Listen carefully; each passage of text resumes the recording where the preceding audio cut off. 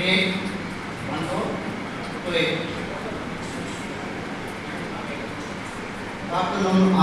నేర్చుకునే టాపిక్ రాజకీయాల్లో యువత పాత్ర. రాజకీయాల్లో యువత పాత్ర అనేది ఎలా ఉందంటే ఇప్పుడు మెయిన్గా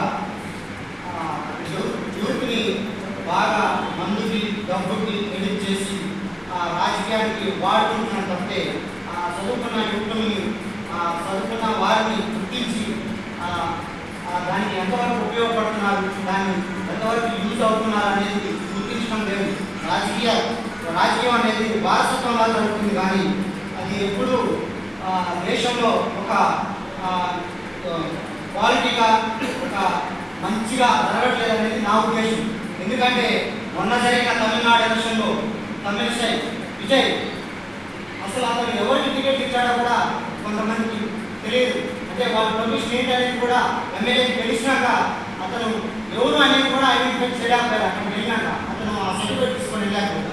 అంటే అంత చదువుకున్న వ్యక్తులు ముందుకు వస్తే దేశ రాజకీయాల్లో మంచి బీజం పడుతుందని నా నమ్మకం.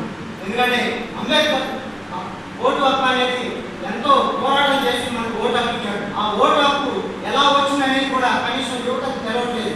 ఆ ఓటు హక్కు ఒకప్పుడు బాగా 10th క్లాస్ పాస్ అయిన వాడికి 3 ఎకరాల భూమి ఉన్న వాడికి ఉండాలని చెప్పేసి ఒక కమిటీ వేసి అందులో కొందరు చాలా అడ్డుపడ్డారు. కానీ అంబేద్కర్ ఓటు హక్కు అనేది అందరికీ రావాలి, ఓటు హక్కు ద్వారానే ప్రజాస్వామ్యం ఏర్పడుతుందని చెప్పేసి చాలా పోరాటం చేసి మనకి ఆ ఓటు హక్కు ఇచ్చాడు. ఆ ఓటు హక్కును ఎలా వాడుతున్నాం అనేది మన యువత ఇప్పుడు అసలు ఏమి అర్థం కావట్లేదు.